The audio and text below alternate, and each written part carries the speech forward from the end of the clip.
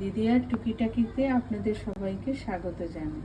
আজকে আমি আমার রায়া বেবিকে কার্ড রাইস খাওয়াবো, তাই 2 চামচ চাল নিয়েছি, একটু সর্ষে নিয়েছি, একটু কারি পাতা নিয়েছি, আর অর্গানিক আমার কার্ড নিয়েছি। ভাত সেদ্ধ হয়ে গেছে, আমি গোবিন্দভোগ চাল নিয়েছি, আপনারা সেদ্ধ চালও নিতে পারেন।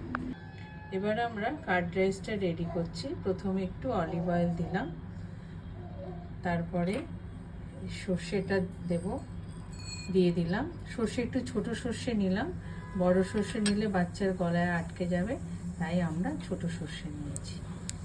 এবার একটু কারি পাতা দেব। কারি পাতাটা আপনারা ফোড়ন হয়ে যাওয়ার পরে যখন মিক্স হবে তখন আপনারা তুলে নেবেন, তাহলে বাচ্চার গলায় আটকে যাবে।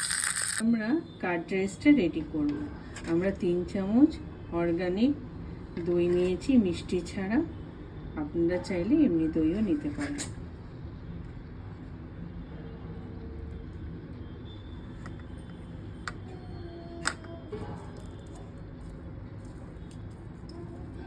একটু আদা বাটা, ধনে পাতা নিয়েছি।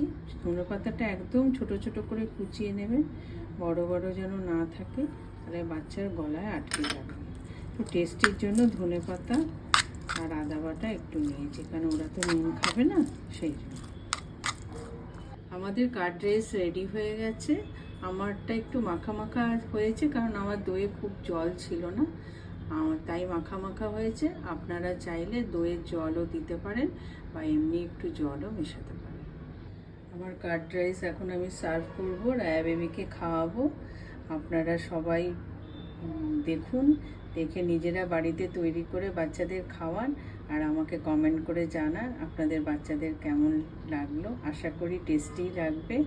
আর বেশি বেশি করে শেয়ার, কমেন্ট করবেন, লাইক করবেন, আর সাবস্ক্রাইব করতে ভুলবেন না।